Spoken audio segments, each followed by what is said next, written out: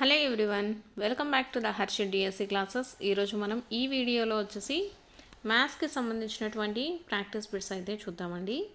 అందులో ఫస్ట్ వచ్చేసి చక్రవడ్డీకి సంబంధించిన క్వశ్చన్. 62,500కు 1.5 సంవత్సరానికి 8% చక్రవడ్డీ చొప్పున 6 నెలలకు ఒకసారి వడ్డీ లెక్కించే పద్ధతిలో అయ్యే వడ్డీ రూపాయలలో అనేసి అడిగారండి. సో మనకి ఇక్కడ చూసుకున్నట్లయితే అసలు ఎంత ఇచ్చారు? 62,500 అండి. నెక్స్ట్ 1.5 సంవత్సరానికి అనమాట టైము.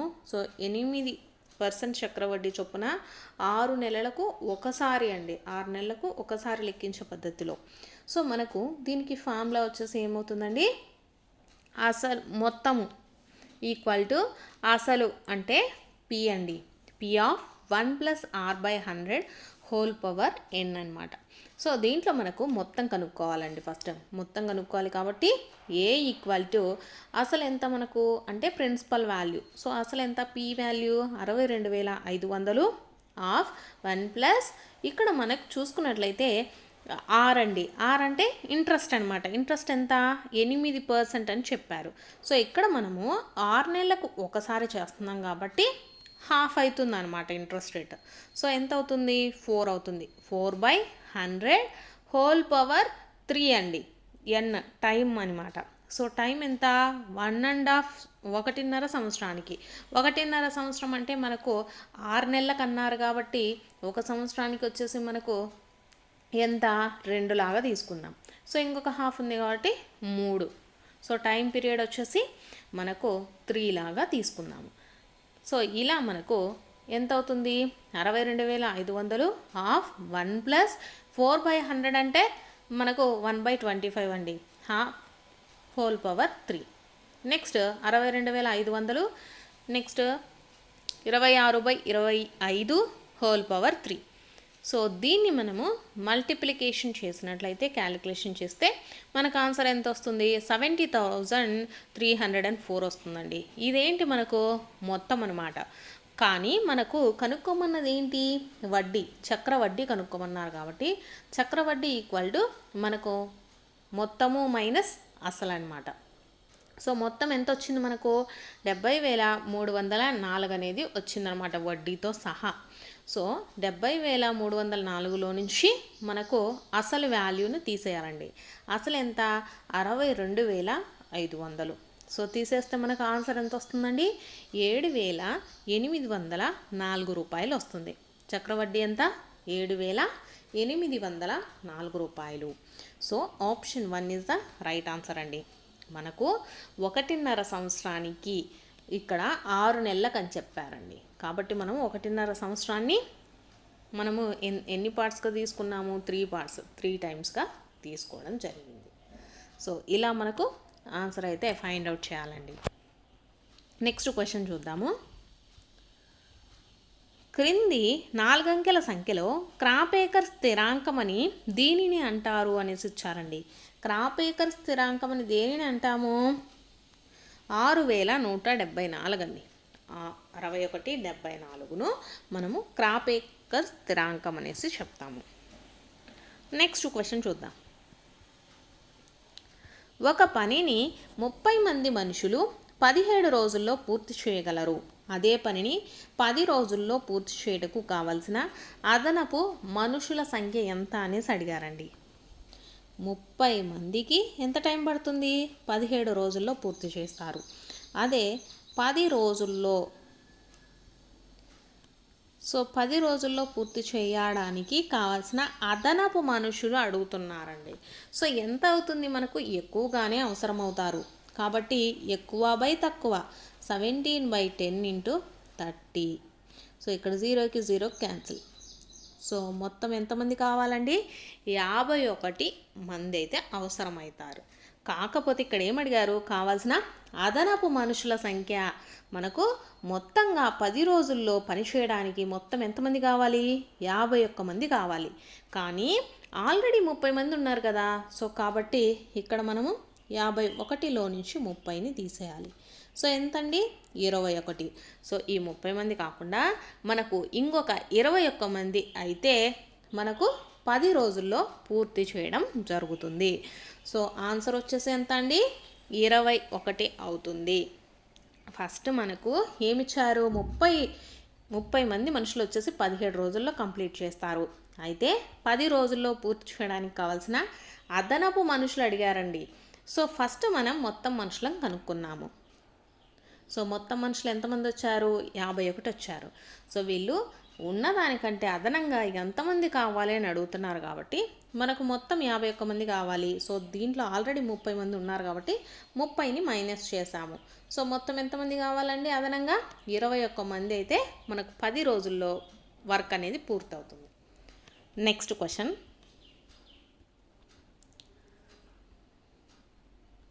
ఇక్కడ వచ్చేసి తుషారు 1 డజను నిమ్మకాయలను 60 రూపాయలకు కొని 10 నిమ్మకాయలు 40 రూపాయల చొప్పున అమ్మినా అతనికి వచ్చు లాభము లేదా నష్టాన్ని శాతంలో అనేసి ఇచ్చారండి. సో మనకు ఫస్ట్ 12 నిమ్మకాయలు ఎంత? 60 రూపాయలు. డజన్ అంటే ఎంత? 12 కదా. సో 12 నిమ్మకాయలు 60 రూపాయలండి. ఇతను 10 నిమ్మకాయలను 40 రూపాయలకు అమ్మాడు. సో మనకు మిగిలిన 2 నిమ్మకాయలు ఎంత? 8 రూపాయలు. సో మొత్తం 12 నిమ్మకాయలు ఇతను ఎంతకు అమ్మాడు? 48 రూపాయలకు అమ్మాడు. ఇతను కొన్నది ఎంత? 60 రూపాయలకు కొన్నాడు, 48 రూపాయలకు అమ్మేశాడు అనమాట. సో మనకు నష్టమే కదండి. నష్టం కాబట్టి నష్టము ఈక్వల్ టు కొన్న వెల మైనస్ అమ్మిన వెల. సో 60 మైనస్ 48 ఈక్వల్ టు 12 రూపాయలు. ఎంత నష్టం వచ్చింది? 12 రూపాయలు నష్టం వచ్చిందండి. ఎక్కడ మనల్ని నష్టం అడగలేదు, నష్ట శాతం అడిగారు కాబట్టి నష్ట శాతము ఈక్వల్ టు నష్టం బై కొన్న వెల ఇంటూ 100. నష్టం ఎంతండి? 12 బై కొన్న వెల ఎంత? 60 ఇంటూ 100. సో ఎంత అవుతుందండి మనకు? 20%. 20% అనేది నష్టం అనేసి వచ్చింది. సో కరెక్ట్ ఆన్సర్ ఏమవుతుంది? ఆప్షన్ 3. నెక్స్ట్ క్వశ్చన్ చూద్దాం. నెక్స్ట్ వచ్చేసి 5 ఇంటూ 10,000. ఇక్కడ వచ్చేసి 10,000 0 into 1000 plus 8 into 100 plus 0 into 10 plus 7 into 1కు సమానమైనది ఏది అనేసి ఇచ్చారండి. సో 5,000 కాబట్టి ఇక్కడ 10,000 కాబట్టి సో 50,000 వస్తుందండి. ఇక్కడ 0 ఇంటూ 1000 కాబట్టి 0, ఇక్కడ 8 ఇంటూ 100 కాబట్టి 8, ఇక్కడ 0 ఇంటూ 10 అంటే 0, నెక్స్ట్ 7 ఇంటూ 1 అంటే 7 అండి. సో 50,807 అనేది కరెక్ట్ ఆన్సర్ అవుతుంది. ఆప్షన్ 2. నెక్స్ట్ది ఇక్కడ చూసుకున్నట్లయితే మనకు ఒక 7 అంకెల సంఖ్య అయితే ఇచ్చారండి. అది మనకు 22 చే నిశేషంగా భాగించబడిన, ఇక్కడ మనకు ఒక స్టార్ అనేది ఇచ్చారు కదా, ఆ స్థానంలో ఉంచవలసిన అంకె ఎంత అనేసి అడిగారు.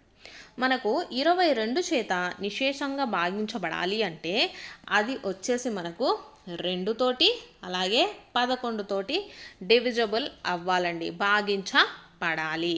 సో ఇక్కడ మనకు లాస్ట్లో 8 ఉంది కాబట్టి 2తో కంపల్సరీగా డివిజబుల్ అవుతుంది. నెక్స్ట్ 11తో డివిజబుల్ కావాలంటే ఏం చేయాలి? మనకు ఈవెన్ నెంబర్స్ అలాగే ఆడ్ నెంబర్స్ అనేది difference, even numbers odd number difference వచ్చేసి మనకు 0 అయినా అయి ఉండాలి. అంటే డిఫరెన్స్ అండి, even numbers minus odd numbers. So odd numbers అండి ఈక్వల్ టు ఎంత కావాలి?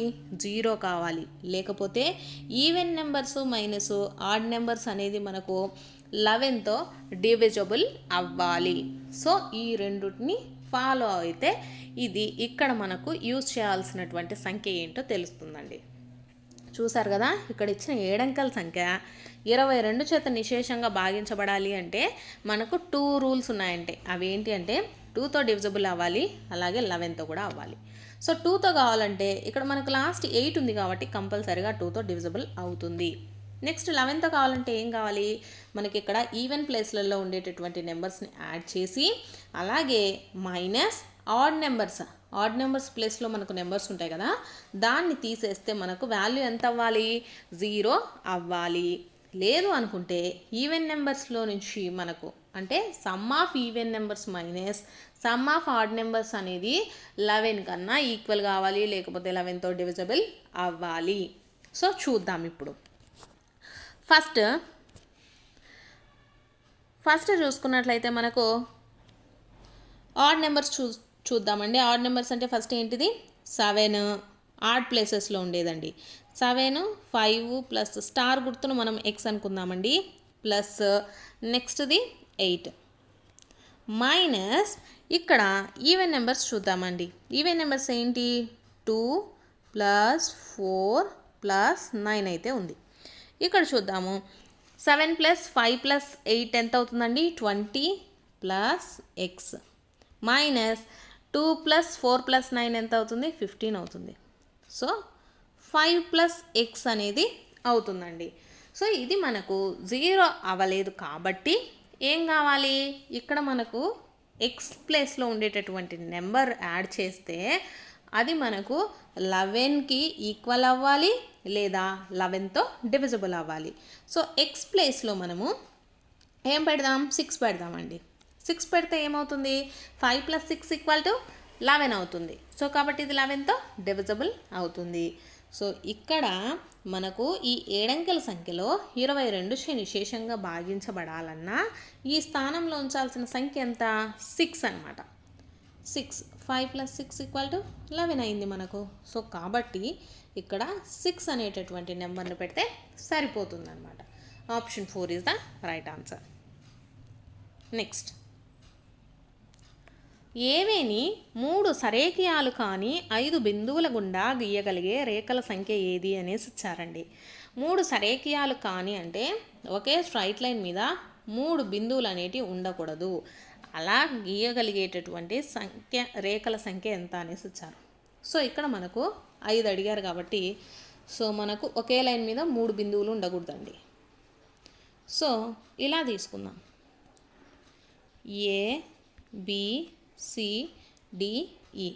ఇక్కడ వీళ్ళు 5 బిందువులు తీసుకోమన్నారు కదా, అవి ఎలా ఉండాలి, ఏవేని 3 సరేకియాలు కానీ అంటే ఒకే సరళ రేఖ మీద 3 బిందువులు ఉండకూడదని చెప్పారు. సో ఇక్కడ మనకి ఎన్ని 2 ఉన్నాయి, ఇక్కడ కూడా 2 ఉన్నాయి, ఇక్కడ కూడా 2 ఉన్నాయి అన్నమాట. సో దీంతో గీయగలిగే రేఖల సంఖ్య అడిగారండి.